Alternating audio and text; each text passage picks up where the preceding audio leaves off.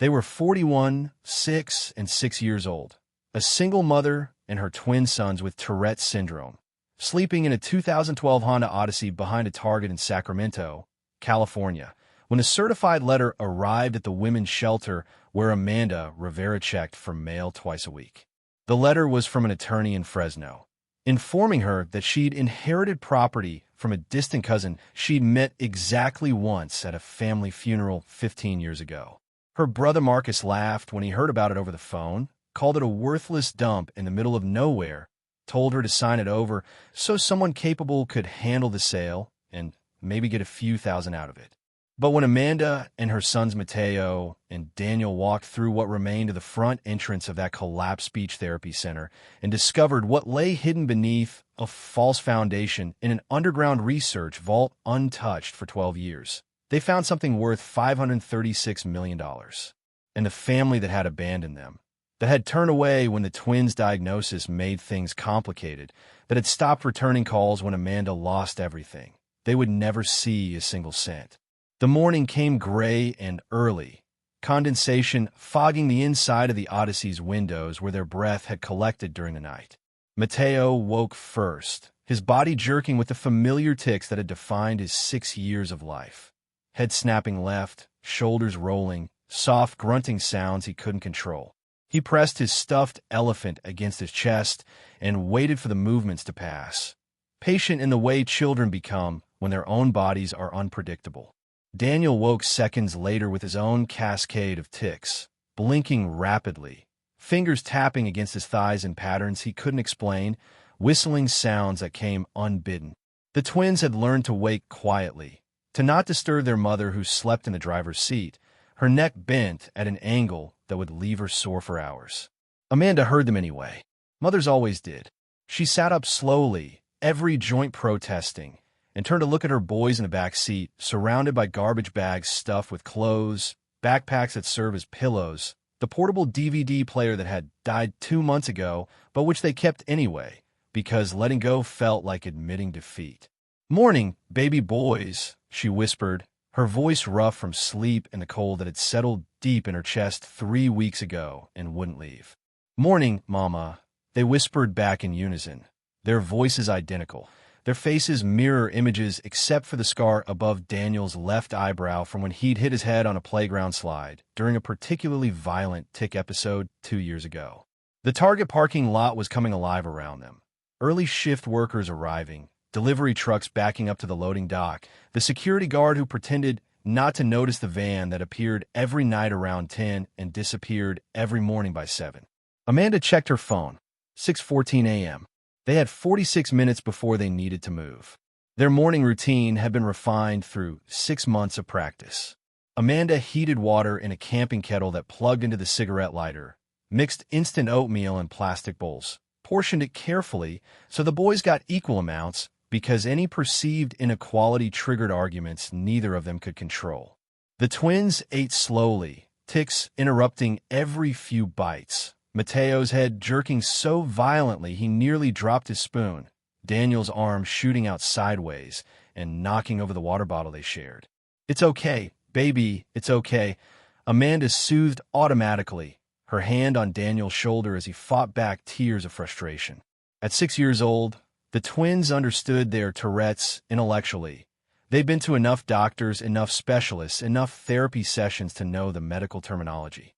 But emotionally, understanding that your body did things you couldn't control, that other kids stared and pointed and sometimes laughed, that made you feel broken in ways no 6-year-old should have to feel. The bathroom situation came next, the part Amanda hated most. She walked both boys into Target before the store officially opened, using the family restroom near the customer service desk where they could all fit together, where she could help them wash their faces and brush their teeth with the single toothbrush they shared, where she could change their clothes from yesterday's outfit to today's identical outfit, clearance rack jeans and long-sleeve shirts from Goodwill that hid most of the dirt. A Target employee, young woman, maybe 22, watched them emerge from the bathroom, and Amanda saw it in her face. That particular mixture of pity and judgment that homeless families inspired. The woman looked away quickly, pretended to organize shopping carts, but Amanda had seen it. had seen 1,000 times, had learned that invisibility was a survival skill. The twins attended Lincoln Elementary, 3 miles away. Amanda drove them there every morning, watching her gas gauge with anxiety that never quite faded, knowing that $47 in her bank account had to cover gas and food until Friday, when the boys' school had its weekly free breakfast program that she could sometimes get extra portions from if she asked nicely and the cafeteria manager was feeling generous. She pulled up to the drop-off zone where other parents in normal cars delivered normal children who went home to normal houses. Mateo's tics increased as they approached the school. They always did when stress rose. His shoulder jerked so hard he hit the window with a thud that made Amanda wince. "You okay, baby?" "I'm fine, Mama." But his voice was tight, controlled, the voice of a child who'd learned to lie to protect his mother's feelings. Daniel was already crying, quiet tears that ran down his cheeks while his face remained impassive. Another trick he'd learned, how to cry without making the sobbing sounds that triggered bullying from other kids. Amanda parked illegally, hazard lights flashing, and turned in her seat to face her sons. They looked so small in their booster seats, so impossibly young to carry what they carried. "Listen to me, both of you." She waited until both sets of brown eyes met hers. "You are not broken. You are not mistakes. Your brains work different, but different doesn't mean wrong. Do you hear me?" "Yes, Mama," they said together, their voices small. "What do we do if someone makes fun of us?" She'd drilled this into them since the diagnosis, since the first time another child had mocked Daniel's tics on a playground. "We tell the teacher," Mateo recited. "We walk away. We remember it's not our fault." "And what else?" "We remember Mama loves us," Daniel added, his face still wet with tears. Amanda unbuckled them both, helped them with their backpacks, watched them walk toward the school entrance holding hands the way they always did.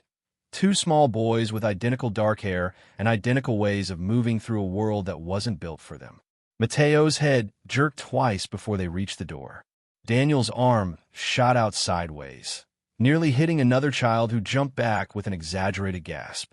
She watched until they disappeared inside, then drove the Odyssey to the public library 4 blocks away, where she could park for free and use the computers to search for jobs that never materialized, apartments she couldn't afford, resources that required addresses she didn't have.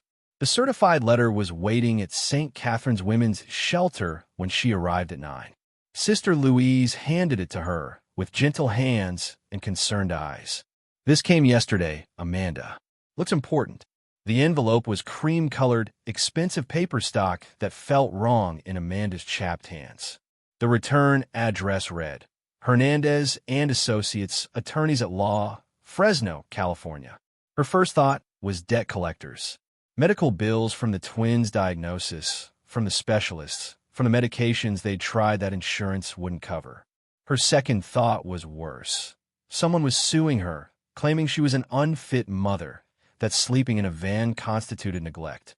She opened it right there in Sister Louise's office, her hands shaking so badly she nearly tore the paper.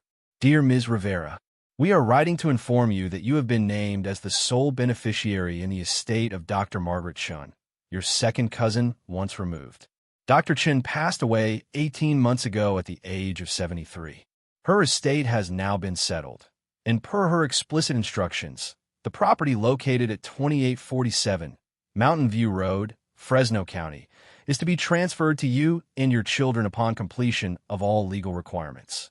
The property consists of a commercial structure formerly operating as the Chun Institute for Speech and Communication Disorders, approximately 8,400 square feet on 2.3 acres of land. Please note that the building sustained significant structural damage in the 2019 earthquake and has been condemned by the county. There are no outstanding debts, liens, or encumbrances. The property is free and clear. Dr. Chun also left a fund of $1,200 to cover your travel expenses should you wish to inspect the property before making decisions regarding its future. Please contact our office at your earliest convenience to arrange transfer of the deed and discuss next steps. Amanda read it 3 times, her vision blurring before the words made sense. Dr. Margaret Chun. She pulled the name from deep memory. Her mother's cousin, someone she'd met briefly at her grandmother's funeral in 2009. An older woman with kind eyes and elegant clothes who'd asked about Amanda's work, who'd seemed genuinely interested when Amanda explained she was studying to be a medical assistant. They talked for maybe 15 minutes before the funeral service started, and then Margaret had disappeared, and Amanda had never seen her again. And now Margaret was dead, had been dead for 18 months, and had left Amanda property. Sister Louise was reading over her shoulder, her hand coming to rest on Amanda's arm. "Child, this is from God. This is your answer. It says the building is condemned, damaged in an earthquake. It might be completely worthless, or it might be shelter. It might be a place where those boys can have their own room, where you can stop sleeping in parking lots." Amanda stared at the check clipped to the letter. $1,200 made out to Amanda Rivera. More money than she'd had at one time in 8 months. What if it's worse than the van? What if we drive all the way to Fresno and it's just rubble? Sister Louise squeezed her arm. What if it's not? The decision formed slowly, taking shape against every instinct toward caution and self-protection that 6 months of homelessness had burned into Amanda's survival reflexes. Fresno was 170 miles south. The Odyssey's check engine light had been on for 4 months. They had no guarantee the property was anything more than a pile of earthquake debris. But they also had nothing to lose except the familiar misery of Target parking lots and the slowly crushing weight of watching her sons shrink into themselves a little more each day. She cashed the check at a payday loan place that took 15%, walked out with $1,020 in her pocket, more cash than she'd held since losing her job at the medical clinic 9 months ago. The clinic had let her go gently, apologetically, explaining that her absences to deal with the twins' medical appointments and school emergencies were disrupting patient care. They'd given her 2 weeks severance and a recommendation letter that praised her skills while carefully avoiding mention of her liability. After that came a cascade. Rent she couldn't pay, eviction notice, the desperate month staying with her brother Marcus and his wife until Marcus had sat her down with that particular expression of family obligation wrestling with resentment and explained that having the twins there was too disruptive, that their tics were upsetting his own children, that maybe Amanda needed to figure something else out. She'd figure out the Odyssey, figured out which parking lots were safe, figured out that most people looked right through homeless families as long as you stayed quiet and clean and didn't cause problems. Figured out that the world had very specific ideas about acceptable motherhood, and sleeping in your van with disabled children wasn't on the approved list. Amanda picked up the twins from school at 2:30, watching them emerge from the building with their identical backpacks and identical slumped shoulders that meant the day had been hard. Mateo had a bruise forming on his cheek. Daniel's shirt was torn at the collar. She waited until they were buckled in before asking, voice carefully neutral, "What happened?" "Mateo hit himself during a tic," Daniel answered, his own head jerking twice in sympathy. His hand went into his face. Miss Rodriguez saw and sent him to the nurse. "And your shirt?" Jacob pulled it, called us freaks, said we were. Daniel's voice dropped to a whisper, said we were retarded. Amanda's hands tightened on the steering wheel until her knuckles went white. She wanted to march back into that school, find Jacob and his parents, make them understand what their casual cruelty did to 6-year-old boys who already fought their own bodies every minute of every day.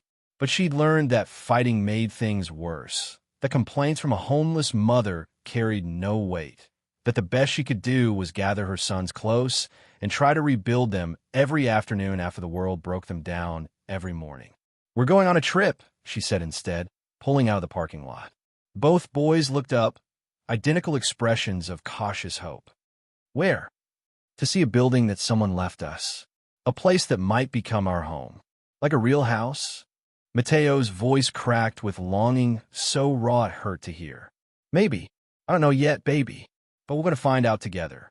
They drove south on Highway 99 as the afternoon faded toward evening, the twins quiet in the back seat, exhaustion and hope fighting for dominance. Amanda had bought gas, bought cheap sandwiches from a convenience store, bought 3 bottles of water, and a bag of chips that would be dinner and breakfast combined if they needed to stretch it. The landscape changed slowly, urban Sacramento giving way to agricultural flatlands, then foothills rising like promises in the distance. The Odyssey's engine made sounds that concerned her mechanic's ear, but the van kept moving, kept carrying them south towards something unknown. They reached Fresno as darkness fell, the city lights spreading across the valley floor like a constellation brought to Earth. Amanda followed GPS directions to Mountain View Road, watching the neighborhoods change from commercial to residential to increasingly rural, houses spreading further apart, streetlights becoming sporadic. 2847 Mountain View Road sat at the end of a gravel driveway, barely visible in the Odyssey's headlights. Amanda stopped the van 50 feet away, her heart hammering, and stared at what Margaretson had left them. The building was larger than she'd expected, 2 stories of what had once been elegant mid-century modern architecture, all clean lines and large windows. But the 2019 earthquake had been unkind. The entire left side had collapsed inward, roof caving into what must have been the second floor, walls buckling like something had punched through from the inside. Yellow condemned signs were plastered across the front entrance. Chain-link fence surrounded the property. Those sections had fallen or been cut away. "Is that ours?" Daniel whispered from the back seat. "Yes, baby. It's broken," Mateo observed, his voice small and sad, recognizing kinship with broken things. Amanda parked the van just outside the fence line and turned off the engine. In the sudden silence, she could hear the twins breathing, could feel the weight of their disappointment pressing against her chest like a physical thing. "It's broken on the outside," she said slowly, choosing her words carefully. "But we don't know what the inside looks like. And even broken things can sometimes be fixed." She meant the building. But from the way Mateo met her eyes in the rearview mirror, she knew he understood she was talking about more than architecture. They slept in the van that night, parked on property that was legally theirs now, though it felt no different from the Target parking lot except for the absence of security guards and delivery trucks. Amanda lay awake long after the twins fell asleep, staring at the collapsed building through the windshield, trying to decide if this was hope or just another flavor of desperation. Morning came cold and clear. Amanda woke the twins early, fed them the last of the sandwiches, and together they approached the fence.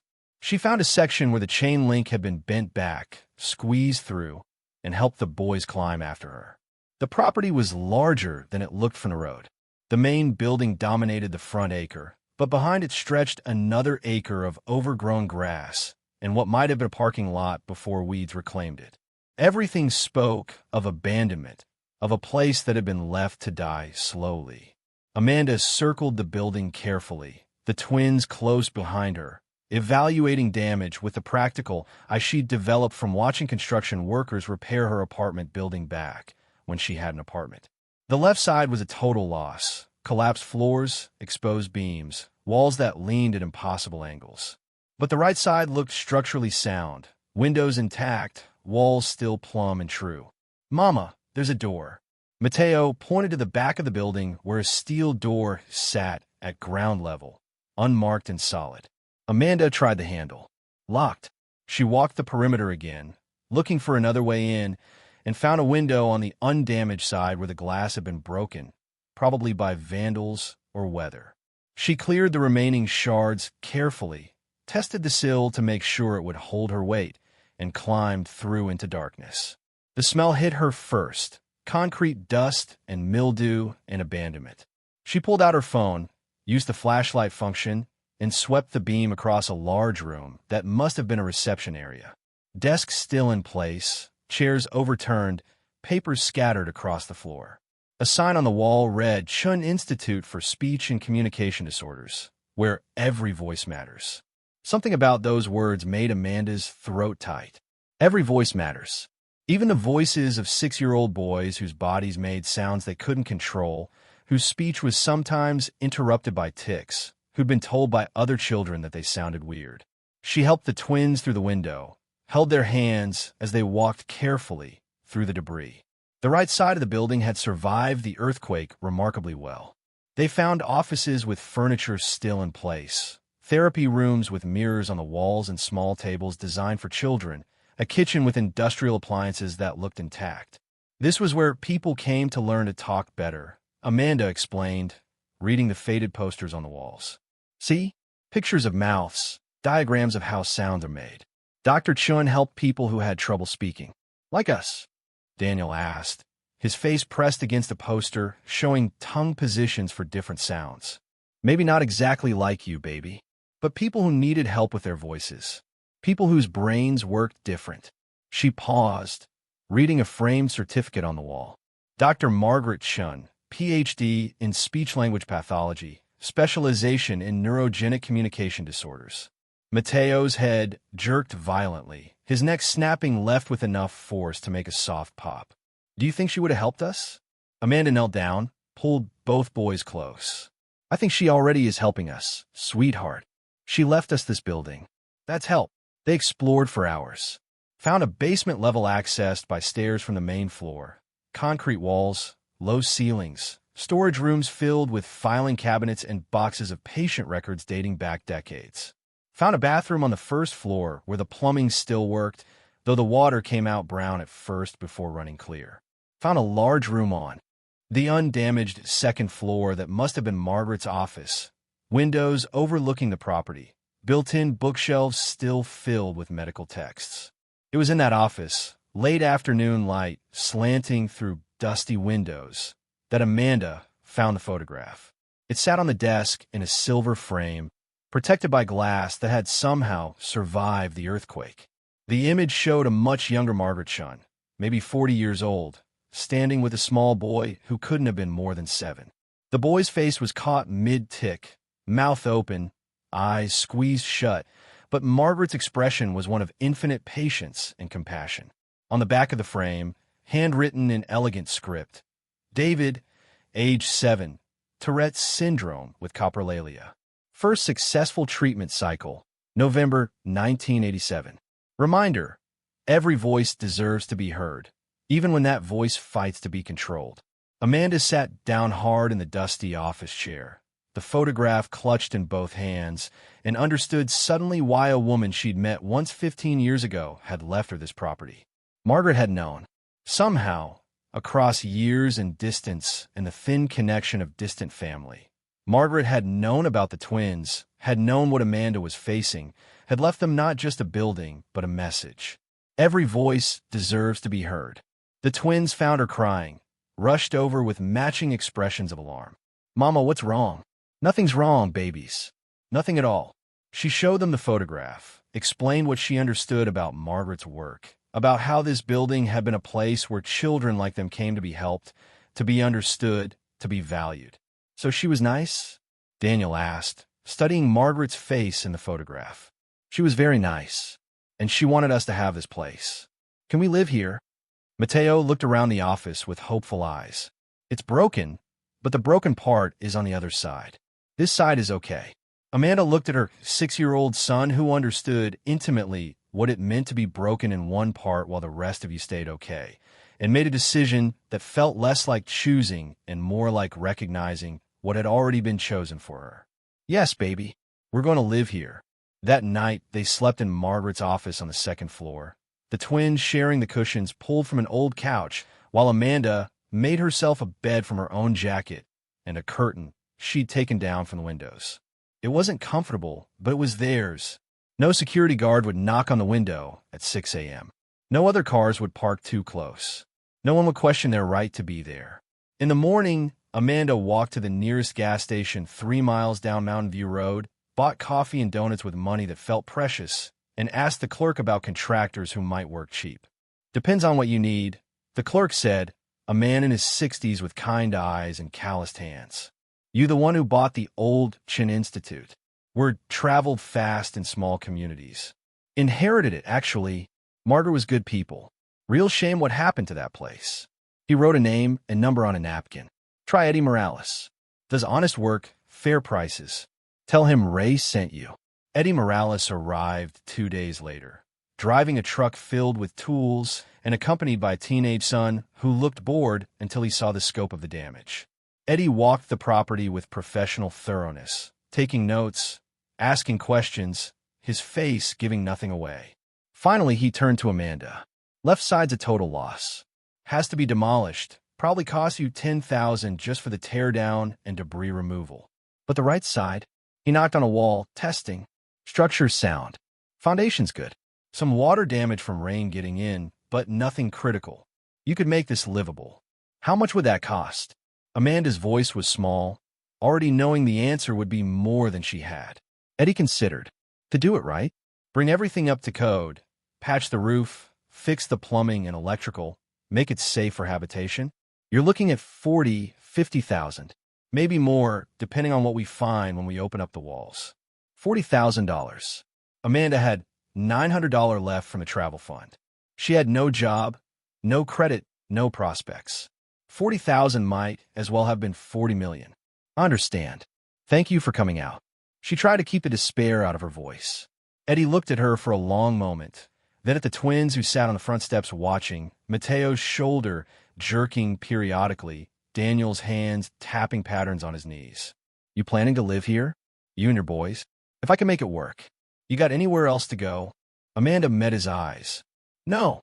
Eddie sighed, pulled out his phone, made some calculations. Tell you what, my son here needs work experience for his vocational program. County gives me a tax credit if I document training hours. You let me use this as a training site. I'll do the critical repairs, make it weatherproof, get power and water running, ensure it's safe for $15,000. Materials only, no labor charges except for specialized work I can't do myself. $15,000 was still impossible, but it was less impossible than $40,000. I don't have $15,000. You own the property free and clear? Yes. Then you can get a loan using it as collateral. Bank will lend against the land value, even with a damaged structure. I know a loan officer at Valley First. Tell her Eddie sent you. 3 weeks later, paperwork signed and loan funded, construction began. Eddie and his son Miguel worked methodically, cordoning off the dangerous left side and focusing on the intact right portion.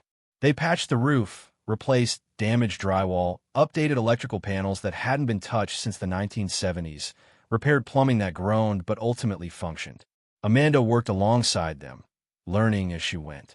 She'd always been good with her hands, had almost gone into nursing before the twins arrived and redirected every plan she'd ever made. Now she learned to mud drywall, to run conduit, to identify load-bearing walls from decorative ones. Miguel taught her patiently, explaining techniques his father had taught him, treating her like a fellow student rather than a charity case. The twins attended school in Fresno, enrolled at a small elementary with a special education program that actually seemed competent. Their teacher, Mrs. Park, called after the first week. Ms. Rivera, I wanted to let you know that Mateo and Daniel are doing beautifully. We have 2 other students with Tourette's in our program. The boys seem relieved to not be the only ones. Amanda had cried after that phone call, sitting on the floor of what would become their living room, overcome by the simple miracle of her sons being around other children who understood, who didn't mock, who moved through the world with similar struggles. By December, 6 months after the certified letter had arrived, the right side of the Chun Institute had been transformed. Not into luxury, into livability. 3 bedrooms on the 2nd floor, 1 for Amanda and 1 for each twin because they'd reached the age where sharing a room meant sharing every tick, every nightmare, every moment of frustration. A kitchen with appliances that worked. A bathroom with hot water that came from pipes instead of camping kettles. Living spaces that were warm and dry in theirs. The left side remained collapsed, cordoned off, dangerous. But Eddie had given her an estimate for demolition when she had the money. Until then, it could wait. They had what they needed. It was Mateo who noticed the discrepancy first. He'd always been the more analytical twin, the one who counted things compulsively, who needed numbers to make sense. They were eating dinner in the kitchen, actual dinner cooked on an actual stove, when he looked up from his plate. Mama, why is the basement smaller than upstairs? Amanda paused mid-bite. What do you mean, baby? The basement. We walked all of it, remember? But upstairs is bigger. The footprint doesn't match. His hands tapped against the table, counting invisible measurements. Daniel looked up, interested now. He's right. The basement room stopped before the walls do upstairs. Amanda had been so focused on making the building livable that she hadn't thought about architecture, about whether spaces matched properly. But now that Mateo mentioned it, she remembered the basement tour. Storage rooms and filing cabinets and Margaret's old office furniture, but all of it compressed into maybe 2/3 of the building's footprint. That night, after the twins were asleep, Amanda went down to the basement with a measuring tape and a piece of chalk. She measured the main storage room, 42 feet. She went upstairs, measured the corresponding room directly above, 42 feet. Went back to the basement, measured the second storage room, 38 feet. Went upstairs, measured that room, 38 feet. Then she measured the total basement length from the stairs to the back wall, 84 feet.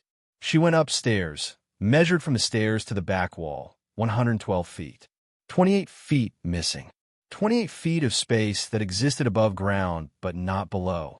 Amanda stood in the basement, staring at the back wall, trying to understand. Could be foundation differences, could be utility spaces, could be architectural quirk. But something about it felt wrong, felt intentional, felt like Margaret Chen had built something specific and then hidden it. She walked the basement perimeter slowly, examining every wall, every corner, every junction point. The walls were concrete block, painted white at some point in the distant past, now faded to gray. Most of the surface was empty, but one section near the northeast corner held built-in shelving units. Heavy industrial things bolted directly into the concrete. Amanda ran her hands along the shelving, pulled out the boxes of old patient files, looked behind them. Solid wall. She checked the adjacent wall section. Solid. Moved to the area where her measurements said the missing space should be. The shelving here was different. Same style, same construction, but when she pressed against it, there was the faintest give, movement so subtle, she almost missed it. She pressed harder. The entire shelving unit shifted backward, maybe half an inch before stopping. Her heart started hammering. She pulled all the boxes off the shelves, stacked them in the center of the room, and examined the now empty unit more carefully. The bolts looked real, looked properly installed, but when she tried to unscrew one with her fingers, it turned freely. Fake. Decorative. She grabbed the shelving frame with both hands and pulled. Nothing. Pushed. Nothing. Tried lifting. The entire unit rose smoothly on hidden hinges, revealing darkness behind it and the smell of concrete and stale air. Amanda grabbed her phone, turned on the flashlight, and illuminated a corridor maybe 4 feet wide, extending back into the missing 28 feet of space. The walls were smooth concrete, the floor finished, the ceiling low enough that she'd have to duck. And at the end of the corridor, barely visible in the phone's weak light, was a door. She should have waited for morning. Should have waited for Eddie, for someone who knew about condemned buildings and structural safety. Should have been cautious. But 6 months of sleeping in parking lots had burned caution out of her, replaced it with desperate need to know if this gift Margaret had left them came with more surprises. Amanda ducked into the corridor and walked carefully toward the door. It was steel, heavy, with a keypad lock mounted beside the handle. The keypad glowed red, showing locked in digital letters. She tried the handle anyway. Solid, immovable. She examined the keypad. 6-digit code required, according to the display. No other information, no hints, nothing except that red glow and the certainty that something worth hiding waited behind this door. Amanda stood in the corridor for a long moment, her phone light casting shadows that moved when her hands trembled, and tried to think like Margaret Chen. Speech pathologist, researcher, someone who dedicated her life to helping people whose voices didn't work the way voices were supposed to work.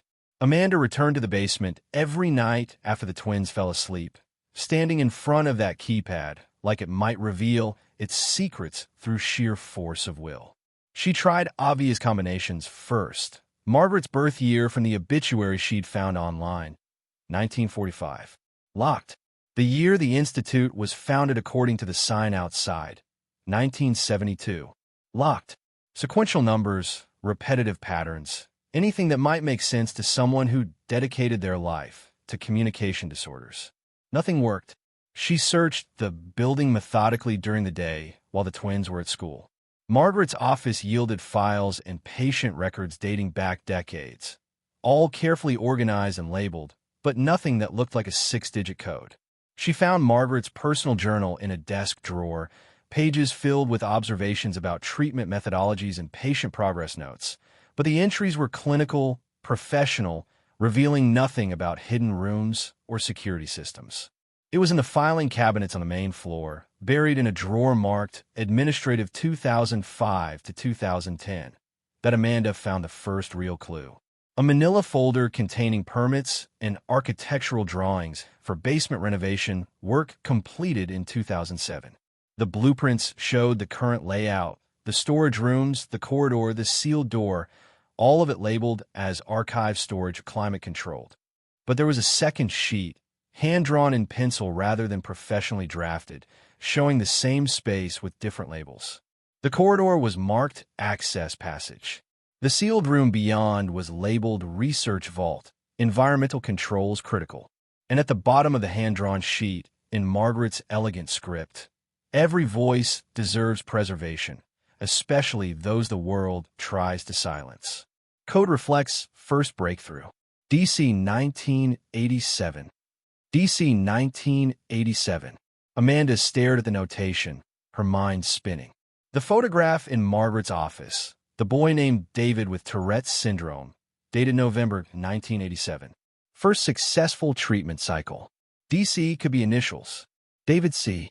She went back to the patient files, searched for record from 1987, found a file labeled David Chun, age 7, Tourette's syndrome with coprolalia. She opened it carefully, the pages yellowed with age, and began reading Margaret's meticulous notes. David Chun, Margaret's nephew, she realized from the family history section. Brought to her in January 1987 after public schools refused to accommodate his vocal tics, particularly the involuntary cursing that coprolalia produced. Margaret had worked with him intensively for 11 months, developing a treatment protocol that combined behavioral therapy with what she called vocal pattern interruption. The breakthrough came November 14, 1987. Amanda read the entry 3 times, her hands shaking. Today, David achieved his first full day without involuntary vocalizations.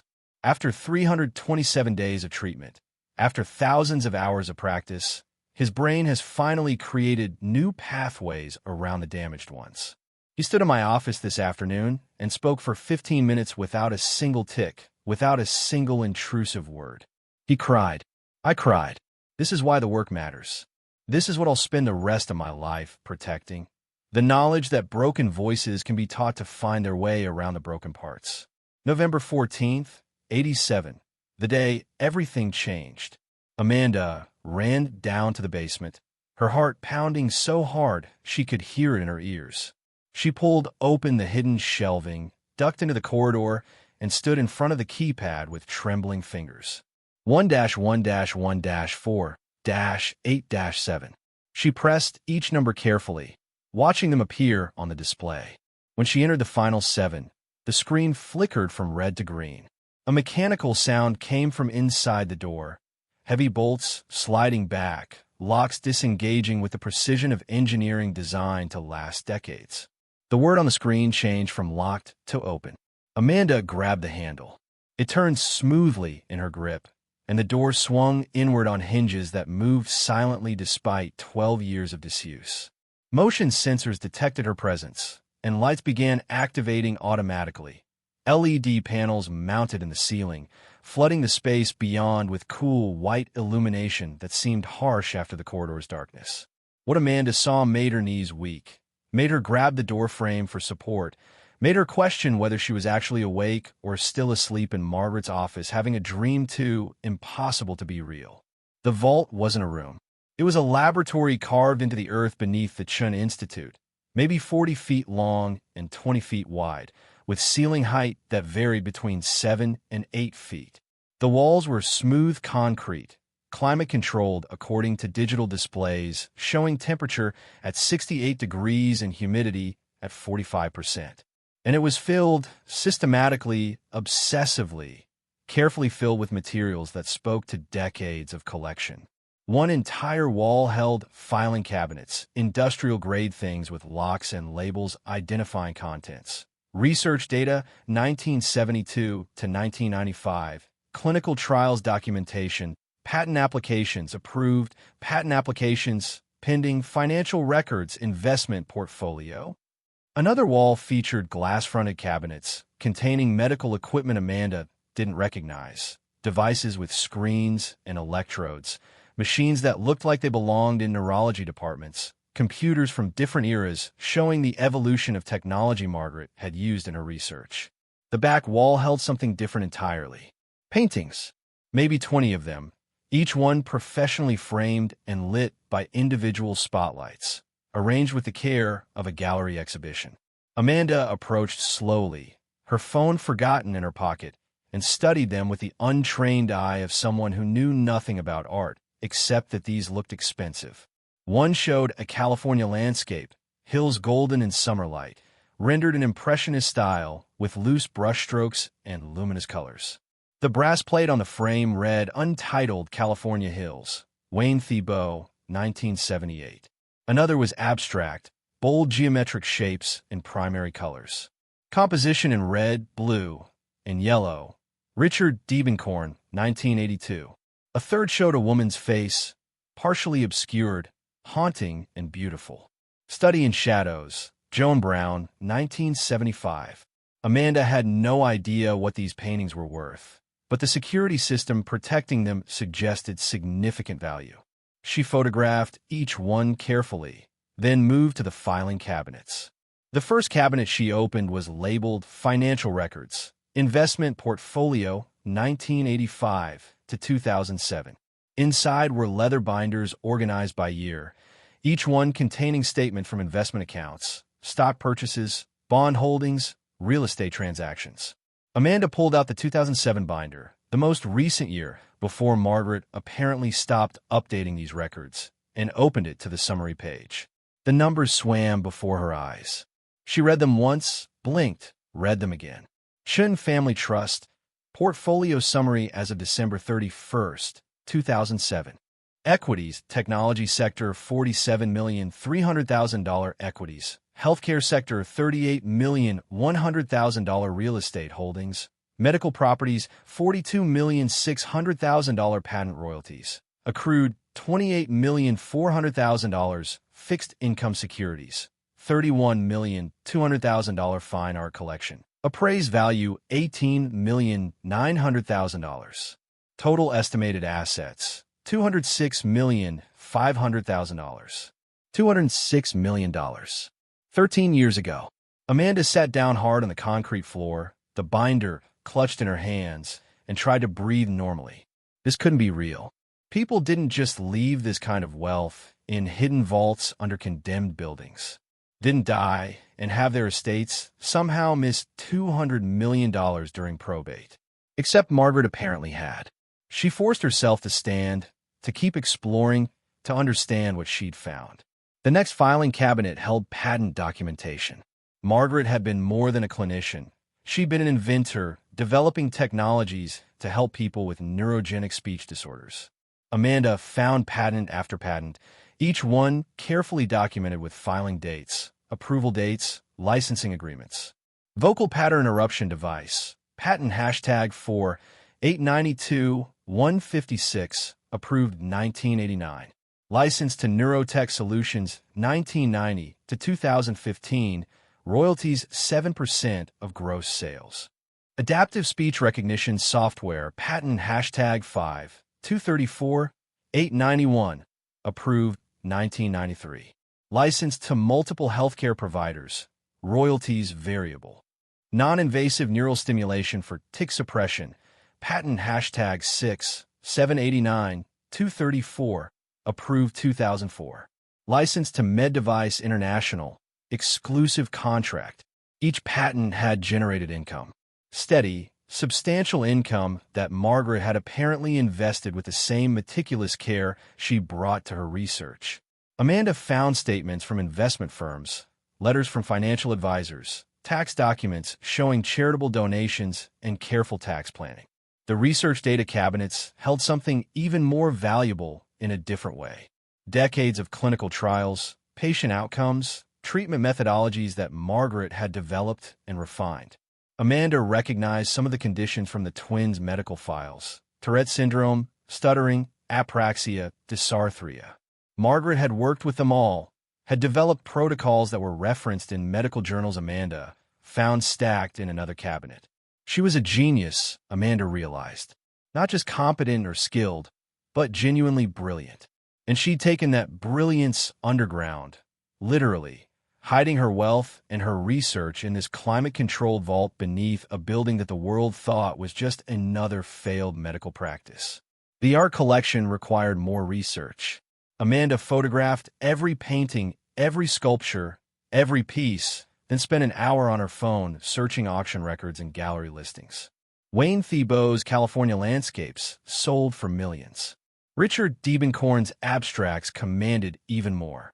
Joan Brown, Nathan Oliveira, David Park. The Bay Area figurative movement artists whose work Margaret had collected throughout the 1970s and 80s when they were still affordable before their prices exploded in the 2000s. Current estimated value of the art collection based on recent auction results: $43 million. Amanda found a leather journal in the research desk, newer than the one upstairs, dated 2018, the year Margaret died. She opened it with trembling hands and read words that seemed written directly to her across time. January 15th, 2018. My doctors tell me I have 6 months, maybe less. The cancer is aggressive, and I'm too old for the treatments to matter much. I'm not afraid of dying. I'm 73 and I've had a good life. But I am afraid of what happens to the work. I've spent 46 years studying how broken voices can be fixed. I've helped thousands of patients find their way to speech that works, to communication that connects. I've made more money than I ever needed from the patents, from the investments, from being smart about business, even though business was never the point. But I have no children to leave it to. David died in 2003, car accident, sudden and stupid. My sister passed in 2011. The rest of the family drifted away decades ago, and I never much cared about maintaining those connections. So I've been thinking about legacy, about what matters, about who deserves what I've built. The entry continued across 3 pages. Margaret's handwriting occasionally shaky, but always readable, thoughts organized with the same precision she'd brought to everything else. I met Amanda Rivera once, my cousin's daughter. She was maybe 26, working as a medical assistant, studying for her nursing boards. We talked for 15 minutes at a family funeral, and she told me about wanting to help people, about understanding what it meant to struggle because she'd grown up poor, about seeing medicine as a way to give back. I remembered her, not because of what she said, plenty of people say those things, but because of how she listened when I talked about my work. She asked questions about speech, pathology, about neurological disorders, about whether people with brain injuries could relearn language. She was genuinely curious, genuinely interested in the science of fixing broken things. Years later, I learned through family gossip that Amanda had twins, that both boys were diagnosed with Tourette syndrome, that she'd lost her job, lost her housing, was living in her car with 2 6-year-old children who had the same disorder that started my career when I treated David. The universe has a sense of irony. I've restructured my estate deliberately. The house, the savings accounts, the obvious assets, those go through probate and get liquidated. The lawyers distribute it to charities I've designated. Standard procedure, nothing suspicious. But the vault stays hidden. The Institute property gets listed as a condemned building worth maybe $50,000 for the land value. It'll sit in estate proceedings for a year or more while lawyers sort through things, and then it'll be offered to Amanda as a distant relative who might want to do something with it. If she's given up, if she's accepted homelessness as permanent, she won't come. She'll sign papers from wherever she is and let the property be sold for nothing. But if she's still fighting, if she still has that spark I saw 15 years ago, she'll drive down here with her boys. She'll explore the building. She'll figure out there's more than meets the eye. And she'll find this vault. Everything in it is purchased legally, documented properly, tax-paid, and clear. The moment she opens this door, it becomes legally hers as part of the property. No estate claims, No probate complications. Just a gift from someone who understands what it means to fight for broken voices. Amanda's vision blurred with tears. She wiped her eyes and kept reading. The money will change their lives. The patents generate ongoing royalties that should provide substantial income indefinitely. The art collection can be sold gradually as needed. The research data might not have monetary value, but it represents decades of knowledge about helping people like her sons. I'm leaving instructions about liquidation, about tax implications, about how to handle everything properly. But more than that, I'm leaving a message. You deserve this. Your boys deserve this. Not because you're family, we barely knew each other, but because you're exactly the kind of person who should have resources to do good in the world. Don't hoard it. Don't lock it away like I did, afraid of what might happen if I spend it. Use it. Build something. Help people. Be better than I was. And Amanda, if you're reading this, tell your sons that their voices matter. Every sound they make, every tick they can't control, every word that fights its way out, it all matters. The world will tell them they're broken. You tell them they're just different, and different voices are the ones we need to hear most. With respect and hope, Margaret, January 15, 2018. Amanda sat on the floor of the vault surrounded by $200 million in assets and cried like she hadn't cried since the night she'd been evicted, since the moment she'd understood that she and her sons would be sleeping in a parking lot. But these tears were different. Not despair, but overwhelming gratitude and grief for a woman she'd barely known who'd seen her struggling across distance and time and decided to help. She stayed in the vault until her phone battery hit 15%, photographing documents, taking inventory, trying to understand the scope of what Margaret had left them. Then she climbed back up to the main floor, closed the hidden door behind her, and sat in the dark kitchen trying to process everything. The twins found her there in the morning, still sitting at the table, surrounded by papers she'd printed from the photographs. "Mama, did you sleep here?" Mateo asked, his voice concerned, his shoulder already jerking with his morning tics. "No, baby. I've been working, trying to understand something." Daniel climbed into her lap despite being 6 and technically too old for it, pressed his face against her shoulder. "Are you sad?" "No, sweetheart. I'm not sad at all." She held both boys close, breathing in the smell of their hair, feeling the way Mateo's body tensed and released with each tick, the way Daniel's hands tapped patterns against her arm. "I found something Dr. Chin left us. Something important." "Like treasure?" Mateo asked, his analytical mind immediately curious. "Exactly like treasure, but we need to be very careful about it, very smart about how we handle it. Can you both keep a secret for a little while?" They nodded solemnly, twins who'd learned early that secrets were sometimes necessary for survival. "Okay, here's what's going to happen. We're going to talk to some lawyers and some money people and make sure everything is done exactly right." And then she paused, choosing words carefully. "And then we're going to help a lot of people. People like us who need help. People whose voices don't work right." Daniel asked. "People whose voices work perfectly fine, but the world doesn't want to listen. People who've lost their homes. People with kids who have Tourette's. People who need someone to believe in them." Mateo's head jerked violently, twice, before he could speak. "Dr. Chun believed in us, didn't she? Even though he never met her." "Yes, baby. She believed in us very much." Amanda contacted attorneys that week, careful research leading her to a firm in San Francisco that specialized in estate law and high-net-worth asset management. She drove up alone, leaving the twins with a neighbor she'd met through their school, and met with Sandra Ortiz, a partner in her 50s with sharp eyes and sharper questions. "Ms. Rivera, what you're describing is unusual. Not unprecedented, but unusual." Sandra had listened to the whole story without interrupting, taking notes on a yellow legal pad. "Dr. Chin clearly structured this to pass to you outside of probate.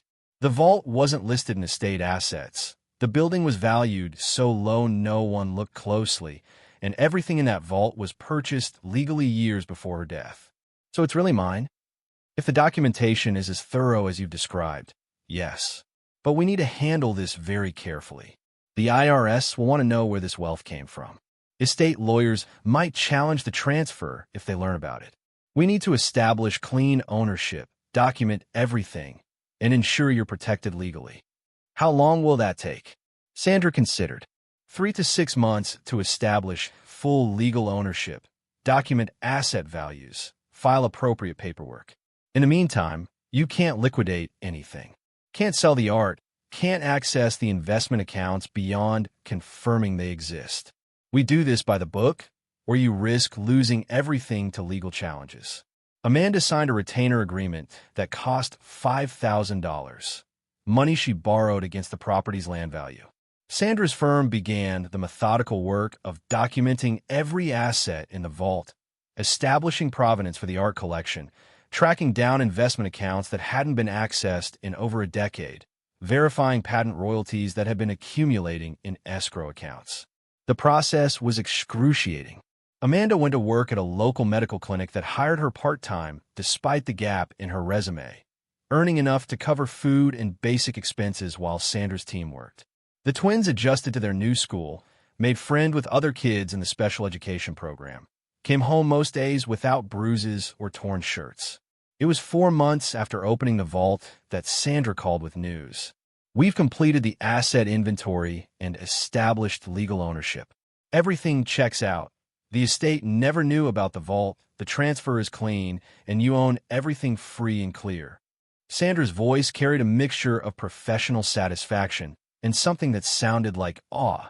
Amanda, I need you to sit down for this. I'm sitting. The final assessed value of all assets, including appreciation since Dr. Chen's death, comes to $536 million. The number hung in the air between them, impossible and real simultaneously. The technology stocks she invested in during the 90s have appreciated dramatically. The healthcare sector holdings have quadrupled. The patent royalties that have been accumulating for 12 years with compound interest total over $48 million alone. The art collection is worth more than we initially estimated. Some of those artists have had major retrospectives that increased values. And the real estate holdings in the Bay Area have exploded in value. Sandra paused. You're one of the wealthiest women in California, Amanda. And it's all legally yours. Amanda sat in her kitchen, the same kitchen where she'd fed her sons peanut butter crackers when they lived in the van, and tried to comprehend what $536 million meant. What do I do? Her voice came out small, overwhelmed. Whatever you want. But I'd recommend starting with a financial advisor who can help you understand tax implications, investment strategies, and wealth management. I can refer you to someone excellent. That night, Amanda gathered the twins in their living room, the room that had been Margaret's reception area, now filled with secondhand furniture and the twins' drawings taped to the walls. Boys, I need to tell you something important, something that's going to change our lives. They sat on either side of her on the couch, identical brown eyes, wide and serious. Dr. Chun left us more than just this building. She left us money. A lot of money. How much? Mateo asked, his need for precision immediate. Amanda took a breath. Enough that we'll never have to worry about being homeless again. Enough that we can help other people who are homeless. Enough that you can both go to any college you want, get any treatment you need, have any opportunity you can imagine. Are we rich? Daniel whispered, the word carrying weight he couldn't fully understand at 6 years old. Yes, baby, we're very rich. But being rich doesn't make us better than anyone else. It just means we have tools to do good things. And that's what we're going to do with it. Good things. Mateo's head jerked, his shoulder rolled, and when he spoke his voice was thoughtful beyond his years. Dr. Chun wanted us to help people like us, didn't she? People whose voices don't work right. How did you know that, sweetheart? Because that's what she did her whole life. And she picked us to keep doing it. That makes sense. Amanda pulled both boys close. These complicated, brilliant, struggling children who'd been given an impossible gift by a woman who'd understood exactly what they needed. You're right, baby. That's exactly what she wanted. So that's what we're going to do. The next morning, Amanda stood in the basement vault surrounded by $536 million in assets and made lists. Not of what she wanted to buy. Cars or houses or luxury goods held no appeal. But lists of what she could build, what she could create, what legacy she could craft from Margaret's gift. A foundation for families with special needs children. housing programs for people living in vehicles, medical treatment funds for those without insurance, scholarship programs for kids who thought college was impossible, research grant for scientists studying Tourette's and other neurological disorders. She thought about the Target parking lot, about the security guard who'd pretended not to see them, about the morning they'd woken to ice on the inside of the windows. She thought about Mateo's bruised face from school, about Daniel's torn shirt, about the 1,000 small humiliations of poverty that ground people down until they stopped believing better was possible. And she thought about Margaret Chun, brilliant and lonely and deliberate, who'd spent 46 years helping broken voices find their way to speech, who'd made a fortune and hidden it away, who'd left it all to a woman she'd met once because that woman had twins with Tourette's, and Margaret remembered what it meant to fight for voices the world wanted to silence. Amanda would not waste this gift, would not hoard it or hide it or let fear prevent her from using it the way Margaret had intended. She would build something that mattered, something that lasted, something that honored the woman who'd believed a desperate mother and her struggling sons deserved extraordinary help. The foundation would open in 6 months, the housing program in a year. The research grants would flow to scientists who needed funding but couldn't get it through traditional channels. Every program would carry Margaret's name, would tell her story, would ensure that people remembered the woman who dedicated her life to voices that fought to be heard. But first, Amanda had one more thing to do. She climbed the stairs from the vault, found the twins doing homework at the kitchen table, and knelt down between them. I want to tell you about Dr. Chun, about who she was and why she helped us. And I want you to remember her, because everything good that comes from this starts with her choice to believe we deserved better. Mateo and Daniel put down their pencils, gave her their complete attention despite the tics that interrupted. Heads jerking, shoulders rolling, soft sounds escaping that they couldn't control. And Amanda told them the story of Margaret Chun, who treated a boy named David with Tourette's in 1987, who discovered that broken voices could find new pathways, who'd built a fortune helping others, and hidden it away for the moment when someone would need it most. She told them about finding the vault, about the paintings and patents and investments, about the letter Margaret had left explaining why Amanda deserved this gift. She saw you struggling, Amanda explained, her voice thick with emotion. She knew what it meant to have children whose voices worked different from other children. And she decided that you deserved every opportunity, every chance, every possibility. Not because you're perfect, because you're exactly who you are. Tics and all. Daniel's eyes filled with tears. She loved us even though she never met us. She loved what you represent, baby.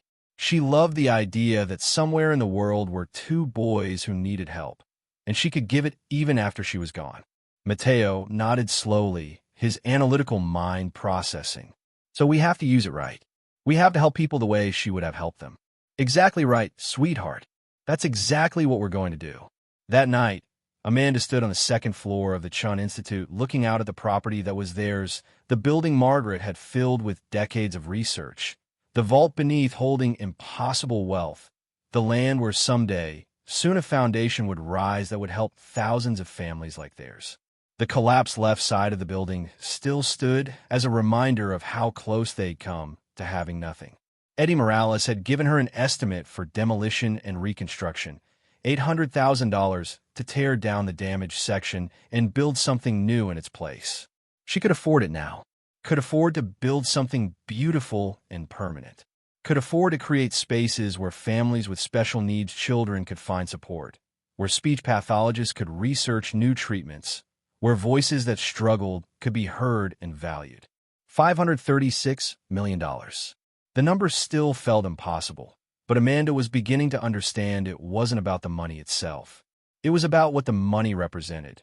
Margaret's belief that broken things deserved to be fixed, that struggling voices deserved to be heard, that families living in parking lots deserved extraordinary help. Amanda would spend the rest of her life proving Margaret right, would build something that honored that belief, would ensure that every dollar became a tool for transformation, for hope, for second chances. Because that's what Margaret had given them. Not just wealth, but a second chance to build lives worth living. and Amanda would make certain that second chance extended to everyone who needed it, everyone who'd been told they were broken, everyone who'd lost hope. The twins were asleep upstairs in their own rooms, in their own beds, in a building that was legally and permanently theirs. Tomorrow they'd wake up to breakfast cooked on a real stove, to a house with heat and running water, to a life where poverty was finally, impossibly, over. But tonight, Amanda stood in Margaret's office and whispered thank you to a woman who'd never hear it, who died believing that somewhere in the future, someone would find her gift and understand what it meant. "I'll make it matter," Amanda promised the empty room, the photographs on the walls, the memory of a brilliant woman who'd chosen to believe in strangers. "Every single dollar. I'll make it all matter." The demolition of the collapsed West Wing began on a Tuesday morning in March, 8 months after Amanda had first stood in front of the condemned building with her sons. Eddie Morales and his crew arrived with heavy equipment, cordoned off the dangerous section, and began the systematic work of tearing down what the earthquake had broken. Amanda watched from the safe distance with Mateo and Daniel, both boys fascinated by the machinery, the noise, the controlled destruction that would make way for something new. "We're building a therapy center," Amanda explained, her hand on Mateo's shoulder as his tics made him jerk against her. "A place where kids like you can get help with speech, with tics, with anything that makes communication hard." "Will there be other kids with Tourette's?" Daniel asked, his hands tapping patterns against his thighs. "Lots of them. That's the whole point. Nobody has to feel alone anymore." The Chin Foundation for Communication Disorders opened 16 months after Amanda found the vault. The new wing rose where the collapsed section had been, modern and accessible, with therapy rooms designed specifically for children with neurological disorders. Floor-to-ceiling windows let in natural light. Soft colors on the walls reduced visual stress. Soundproofing between rooms gave privacy for patients whose voices sometimes emerged in ways they couldn't control. Amanda hired 12 speech-language pathologists, 3 occupational therapists, 2 behavioral specialists, and a pediatric neurologist. She paid them well above market rates and offered benefits that made other clinics jealous: full health care, retirement contributions, professional development funds, and the freedom to spend actual time with patients instead of rushing through 15-minute appointments. "I want you to work the way Dr. Chin worked," Amanda told them during the first staff meeting. "Take the time patients need. Try experimental approaches. Don't give up on the hard cases. We have funding for as long as it takes." The foundation offered services on a sliding scale. Those who could pay did, those who couldn't receive treatment free. Nobody was turned away for inability to pay. Nobody was told their child's case was too complicated, too time-consuming, too difficult. Word spread quickly through communities of families with special needs children. The waiting list grew to 3 months, then 6, then 9. Amanda hired more therapists, expanded hours, opened satellite clinics in Sacramento and Oakland and San Jose. By the end of the second year, the Chin Foundation treated over 800 children annually, with outcomes that rivaled the best research hospitals in the country. Mateo and Daniel attended therapy there twice weekly, working with specialists who understood Tourette's intimately, who celebrated every small victory and reframed every setback as data rather than failure. Mateo's tics decreased in frequency and severity over 18 months of treatment. His violent head jerks became gentler. His involuntary vocalizations reduced from dozens daily to occasional episodes during high stress. He learned techniques to recognize when tics were building and redirect the neurological impulse before it became uncontrollable movement. Daniel's progress was different, but equally significant. His tics remained frequent, but his anxiety about them diminished. He stopped crying when his arm shot out in class, stopped apologizing for sounds he couldn't control, developed confidence that came from being surrounded by other kids whose bodies did unpredictable things, who understood without explanation. "I don't want my tics to go away completely," Daniel told Amanda one evening. 9 years old now and thoughtful in ways that broke her heart with pride. "They're part of me. I just want them to not hurt anymore." "They won't always hurt, baby. You're learning to live with them instead of fighting them. That's harder but better." The housing initiative launched in the foundation's third year. Amanda purchased a 12-unit apartment complex in Sacramento, renovated it to be accessible and comfortable, and offered free housing for up to 2 years to families experiencing homelessness. The Morales family was first.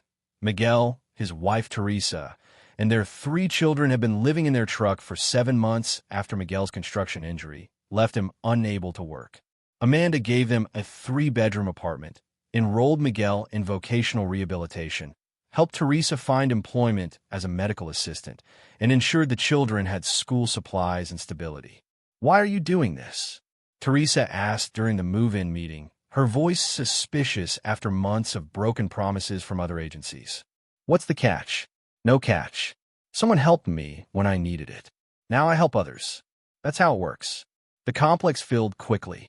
Single mothers with disabled children, veterans with PTSD, families who'd lost everything to medical debt or job loss, or the 1,000 ways poverty compounded until escape became impossible. Each family received case management, job placement assistance, childcare support, and the time they needed to rebuild. 83 families cycled through the program in 3 years. 67 achieved stable housing on their own after leaving. 11 required extended support, but eventually succeeded. 5 struggled with addiction or mental health issues too severe for the program to address alone, but were connected with specialized services rather than abandoned. Amanda opened a second complex in Fresno, a third in Oakland. She purchased the building where she'd once worked as a medical assistant, the clinic that had let her go for too many absences, and converted it into a free health clinic for uninsured families. Hired doctors who believed health care was a right rather than a privilege. Stocked it with medications purchased at cost through foundation connections with pharmaceutical companies. The research grants began in year 4. Amanda established the Margaretson Research Fund with an initial endowment of $50 million, generating over $2 million annually in grants for scientists studying Tourette's syndrome, stuttering, apraxia, and other neurogenic communication disorders. The first grant went to Dr. Sarah Kim at Stanford, whose work on deep brain stimulation for severe Tourette's had been rejected by NIH for being too experimental. Amanda's foundation funded her 3-year trial. The results were published in the New England Journal of Medicine, showing significant improvement in 73% of patients. Dr. Kim's technique was now standard treatment at major medical centers. Other grants followed: research into genetic factors and stuttering, development of AI-powered speech therapy tools, studies of environmental triggers for tic disorders. Every grant carried the same requirement. Results must be published openly, accessible to practitioners worldwide, never locked behind patents that prioritize profit over patient care. By year 5, the Chin Foundation had distributed over $180 million through treatment programs, housing initiatives, and research grants. The remaining assets, still over $300 million, generated enough investment income to sustain operations indefinitely. Amanda had become wealthy by any measure, but she lived modestly. She and the twins remained in the renovated Chun Institute, though Amanda had built them a proper apartment on the 2nd floor with 3 bedrooms, a real kitchen, and windows overlooking the therapy center gardens below. She drove a reliable Toyota, wore clothes from Target, cut her own hair. "You could buy anything," Sandra Ortiz observed during one of their quarterly financial reviews. "Houses, cars, luxury goods. Why don't you?" "Because I remember what nothing feels like. Spending money on things I don't need would be disrespectful to that memory." And to Margaret, who lived the same way: modest life, meaningful work. The twins thrived. Mateo, now 11, was reading at a high school level and showing remarkable aptitude for mathematics. His tics had stabilized to manageable levels. He developed friendships with other kids in the Foundation's social skills groups, boys and girls who understood neurological differences intimately. Daniel, equally 11 and equally brilliant, had discovered a passion for art. His drawings covered the walls of their apartment, detailed sketches of faces, landscapes, the therapy center in various seasons. His tics remained more frequent than Mateo's, but he'd learned to incorporate them into his artistic process, letting his hands' involuntary movements become part of the creative flow. Both boys were happy. Not perfectly happy. Childhood with Tourette's carried inherent struggles no amount of money could eliminate completely. But they were safe, supported, surrounded by adults who believed in them and peers who accepted them. They attended a private school with robust special education support. They had friends who came over for video games and sleepovers. They had a future that looked bright rather than limited. One evening in October, 5 years after finding the vault, Amanda received a call from a number she didn't recognize. She almost didn't answer. Telemarketers and fundraising calls had increased as the foundation's profile grew. But something made her pick up. "Ms. Rivera, this is Marcus, your brother." Amanda's hand tightened on the phone. She hadn't spoken to Marcus since he'd asked her to leave his house 6 years ago, since he'd explained that having the twins there was too disruptive for his own children. "What do you want, Marcus?" He paused. "I saw an article about the foundation, about what you're doing. I wanted to call and say congratulations, and to apologize." The apology hung in the air between them, insufficient but sincere. "I was wrong to make you leave," Marcus continued, his voice thick. "I was scared about how my kids would react to the twins' tics. I told myself I was protecting my family, but really I was just being a coward. You needed help, and I turned you away." Amanda walked to the window, looked out at the therapy center where lights still glowed in evening treatment rooms. "You did turn me away, and I survived it. The twins survived it. We're fine now. I know. I can see that. But I also know what could have happened if things had gone differently. If you hadn't found that property, if Dr. Chun hadn't left you." He stopped. "I'm sorry, Amanda. I should have been there for you. Why are you calling now? After 5 years. Because my daughter was diagnosed with dyslexia last month. Severe, the kind that makes reading almost impossible without intensive intervention. Our insurance won't cover the therapy she needs. We're looking at $20,000 out of pocket for a year of treatment." He paused. "We don't have $20,000. Amanda closed her eyes. This was the moment. The test of whether she'd become bitter or generous, whether Margaret's gift would make her hoard resources or share them freely. "Bring her to the Chun Foundation. We have specialists who work with dyslexia. No cost." "Amanda, I can't ask you to." "You're not asking. I'm offering. Your daughter deserves help regardless of what happened between us. That's what the foundation is for." Marcus was crying now, quiet sounds he tried to hide. "Thank you. Thank you so much. Marcus, after this, we're even. You were there for me when I needed you, or you weren't. Either way, that's history. Your daughter gets help because every child deserves help, not because you're my brother. I understand. And Amanda, I really am sorry." She hung up and stood at the window for a long time, watching the therapy center, thinking about forgiveness and boundaries, about helping people without letting them hurt you again. Marcus's daughter would receive treatment, but Marcus wouldn't receive absolution. Some wounds closed, but left scars that ached in certain weather. The 10th anniversary gala took place in the spring of year 6. Amanda had resisted the idea initially. Galas felt ostentatious, wasteful, the kind of thing wealthy people did to congratulate themselves for charity that should be given freely.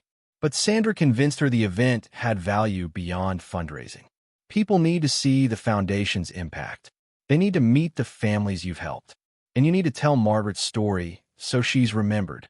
The gala was held in San Francisco, elegant hotel ballroom. 300 guests, including foundation donors, medical professionals, families who'd received services, and journalists from major publications.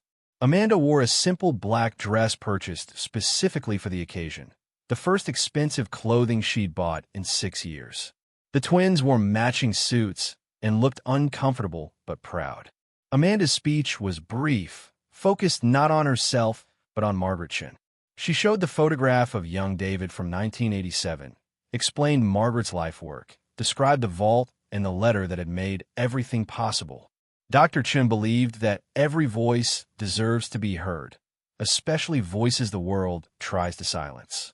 She spent 46 years helping people whose brains made communication difficult.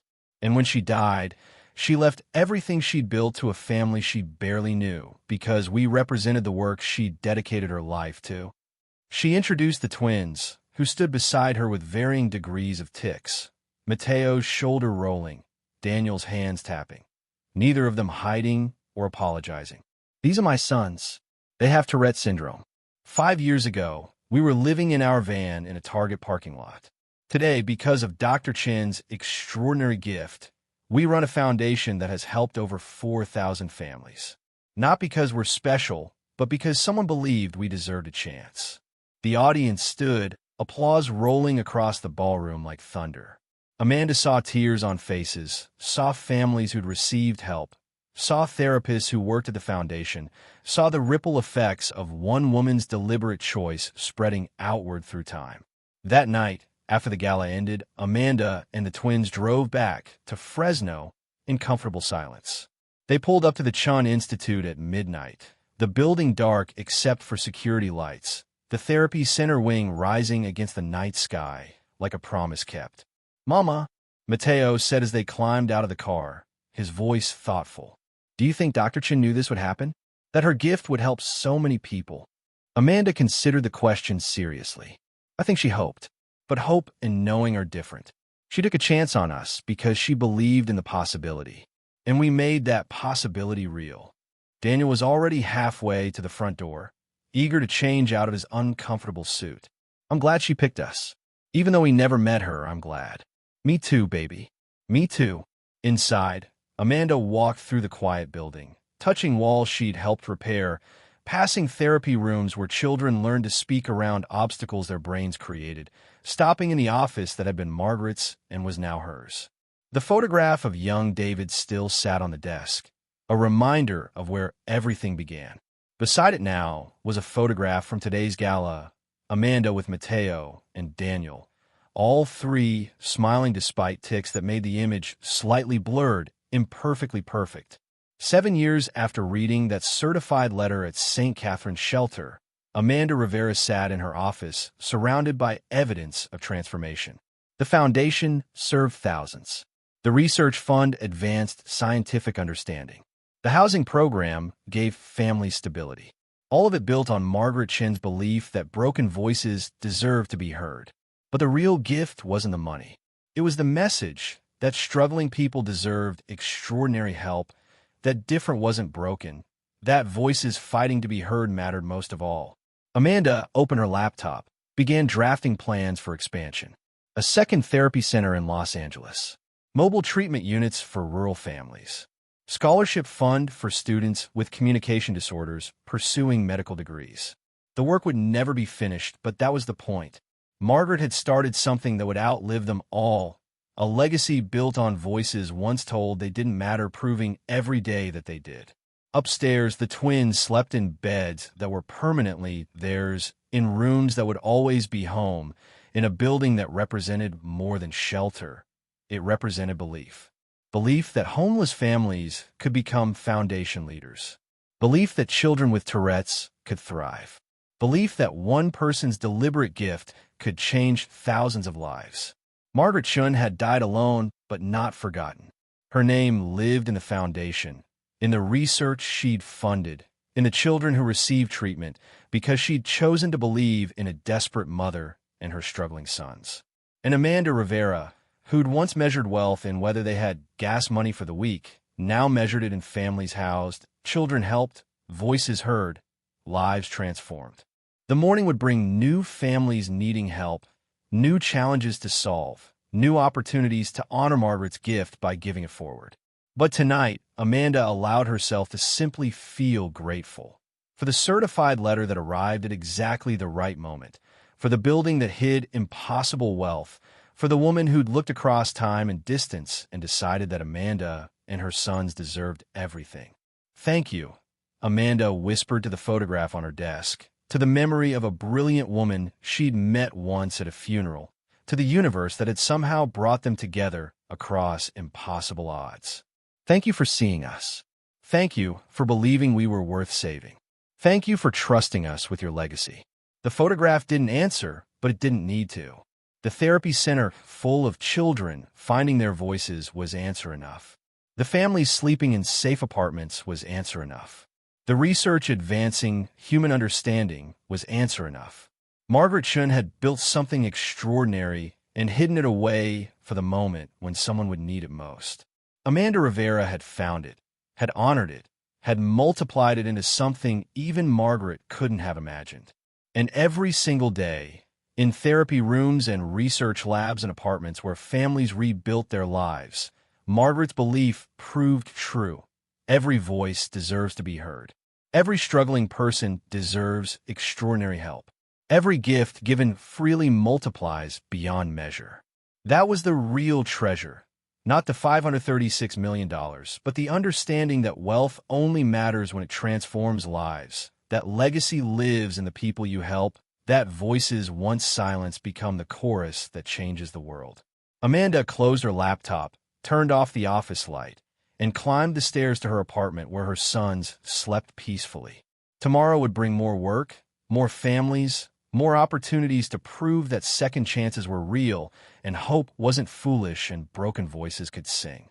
But tonight, in the building Margaret Chun had filled with decades of research and impossible wealth, a formerly homeless mother and her twins with Tourette syndrome slept safely, surrounded by the proof that sometimes, rarely, impossibly, the universe gave you exactly what you needed when you needed it most.